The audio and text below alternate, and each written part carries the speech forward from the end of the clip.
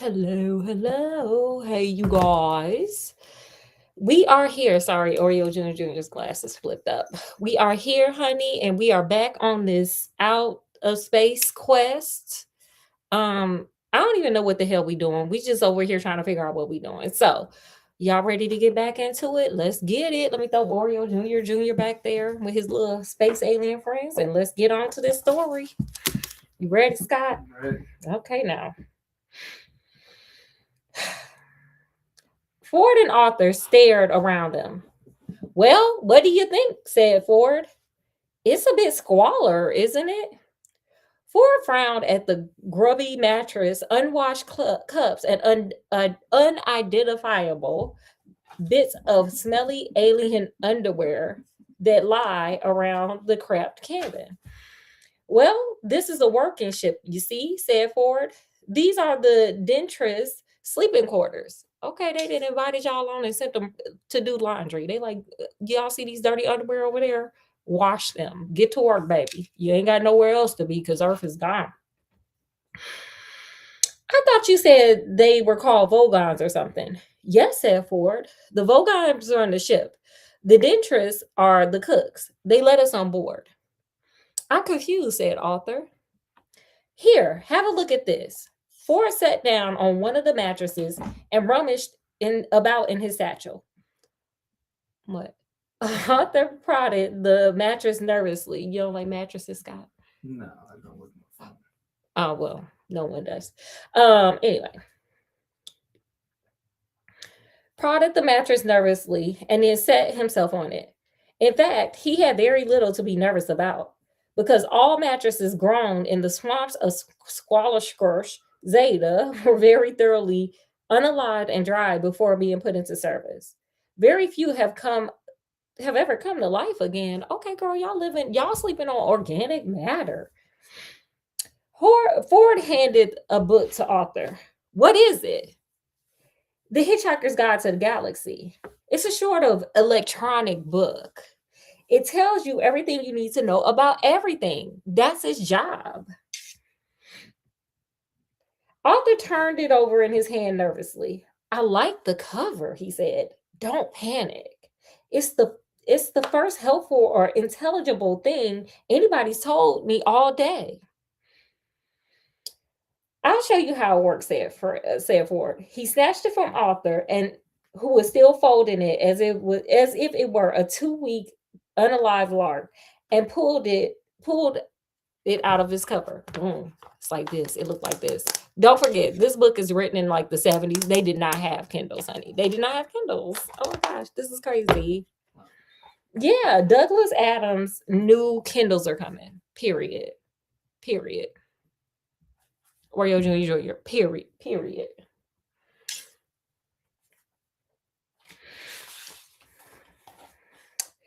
You press the button here, you see, and the screen lights up and gives you the index. But I'm telling you, this man knew that Kindles were coming. Look, you just press the button and then it lights up. All right. Wait, let me just show y'all. Okay. You close the cover. You open. Okay, it's lit up already. Don't forget that. Y'all know what I'm talking about. Giving you the index. A screen about 3 inches by 4 lit up and characters begin to flicker across the surface. You want to know about Vogons? So I entered the name here, he said, tap his fingers tapping some keys. And there we are. The words Vogon constructor fleets flared in green across the screen. Ford pressed a large red button at the bottom of the screen and words began to scroll across it. At the same time, the book began to speak the entry as well in a still quiet measured voice. This is what the book said. Are you ready for what a Vogon is, Scott? Yes. Y'all ready? Put it in the comment section what y'all think it is. It looks like me, but it's all green.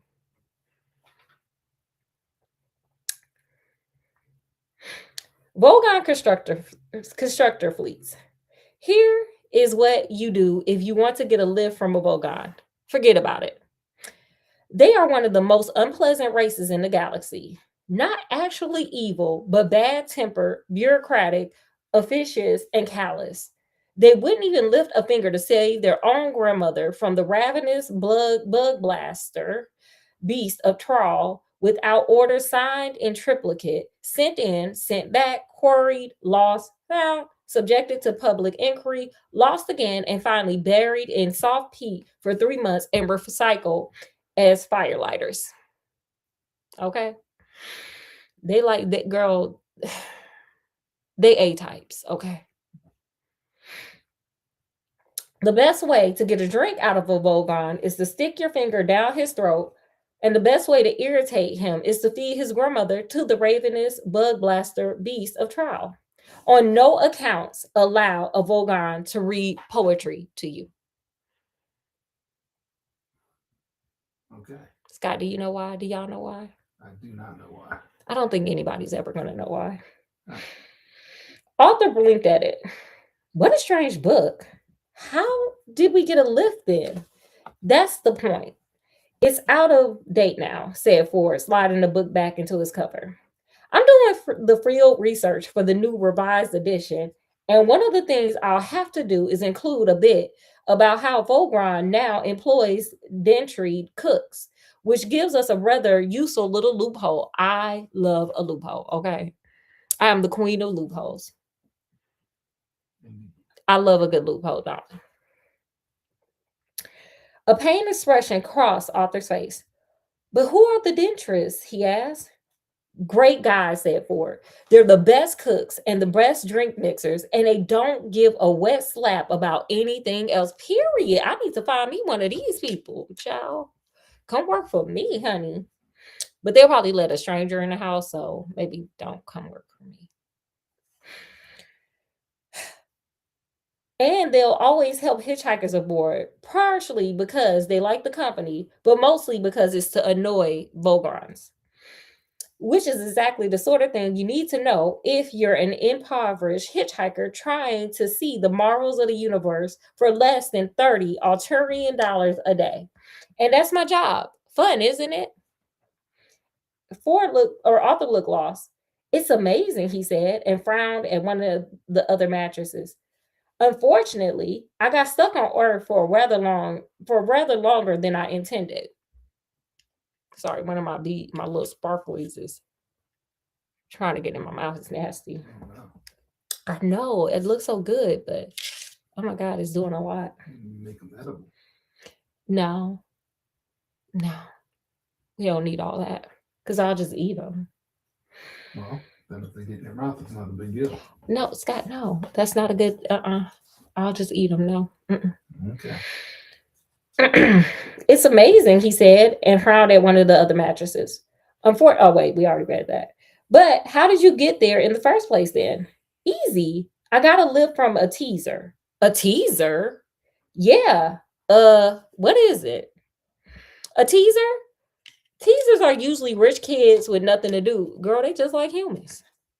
They cruise around looking for planets that haven't made interstellar contact yet and buzz them. Buzz them? Arthur began to feel that Ford was enjoying making life difficult for him. Sir, look, you are in a situation of nobody's want or making, okay? The earth been blown up. You are homeless, okay? And you are on a ship with some hostile people that you shouldn't get poetry from, period. He ain't trying to make your life harder. He saved your life. Duh. Yeah, Ford said. They buzz them. They find some isolated spot with very few people around, then land right by some poor unsuspected soul whom no one ever is going to believe, and then strut up and down in front of him wearing silly antennas on their head and making beep beep noises. Rather childish, really. Ford leaned back into the mattress with his hands behind his head and looked pleased with himself. Ford, insisted Arthur. I don't know if this sounds like a silly question, but what am I doing here? Well, you know that, Ford said. I rescued you from Earth. But what happened to Earth?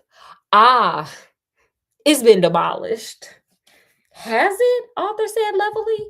Yeah, it just boiled away into space. Look, Arthur said, I'm a bit upset about that.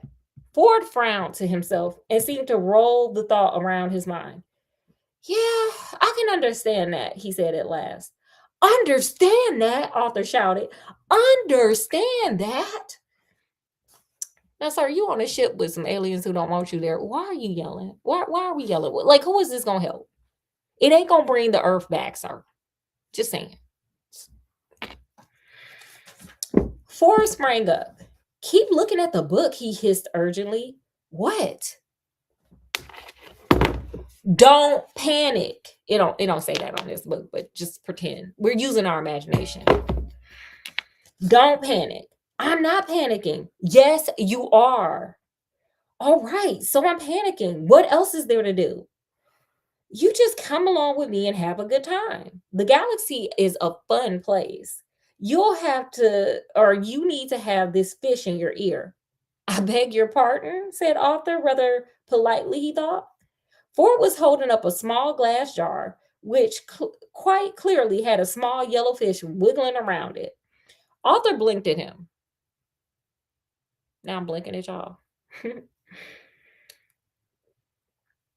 He wished there was something simple and recognizable he could grasp a hold of. He would have felt safe if, alongside the denturous underwear and the piles of scornshelless mattresses, and a man from Betelgeuse holding a yellow fish and offering to put it in his ear, had been able to see just a small packet of cornflakes, because that's what you need in space, some Wheaties. He couldn't, and he didn't feel safe. Suddenly, a violent voice leapt at them from no source that he could identify. He gasped in terror at what it sounded like a man trying to gargle while fighting a pack of wolves. Shh, said Ford. Listen, it might be important. I'm important. It's the Volgron captain making an announcement on the tannoy. You mean that's how the Vogons talk? Listen, I can't speak Vogon. Ford, with a lightning movement, clapped his hand to Arthur's ear, and he had the sudden sickening sensation of a fish slithering deep into his aerial tract. Where is that? Gasping with horror, he scrubbed at his ear for a second or so, but then slowly turned Google-eyed with wonder. He was experiencing the aerial equivalent of looking at a picture of two black silhouetted faces and suddenly seeing it as a picture of white candlesticks. Sorry, did he give you drugs? Were them drugs, you think? You high? Or of looking at a lot of colored dots on a piece of paper, which suddenly resolve themselves into the figure 6 and mean that your obstetrician is going to charge you a lot of money for a new pair of glasses, period. I just brought some, and yeah, they are expensive. Yeah. He was still listening to the howling gargles. He knew that. Only now it had somehow turned into the semblance of perfect, straightforward English. This is what he heard. Oh. That's the end of the chapter. Yeah. This is what he heard. That's what they call a cliffhanger. I am leaving y'all on the cliffhanger of all cliffhangers. We in space. Earth is blown up. We can't listen to poetry from these people, and we don't know what the hell is going on. Period. We didn't call us an Uber spaceship. What did you learn from this? What did you guys learn from this? Put it in the comment section what you learned, if anything. Yeah, I don't know if I learned anything yet. I learned that I am inspired by the Demetrius, or whatever, however you say their made up name. And I learned that you can find help from anywhere. Sometimes it comes in like ridiculous, packages. And sometimes the reason why they help you is just as ridiculous. But you know what? Help is help nonetheless. Find it in some of the weird places, period. All right. Okay.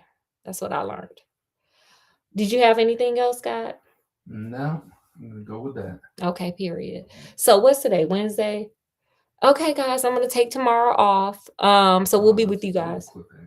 Yes, a double cliffhanger. I'm gonna be with you guys on Friday though, because we got Fairy Tale Fridays. We're gonna keep coming with this unless Scott convinces me to come back, which he probably is because he knows me.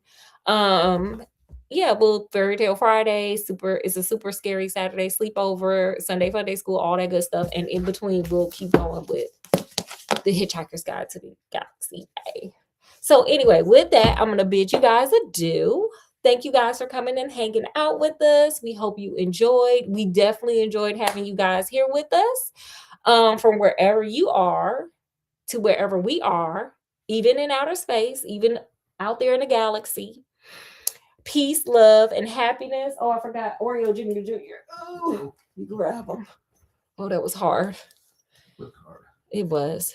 Skinner Rinky Dinky Dink. And we will see you guys Friday. Bye. Bye.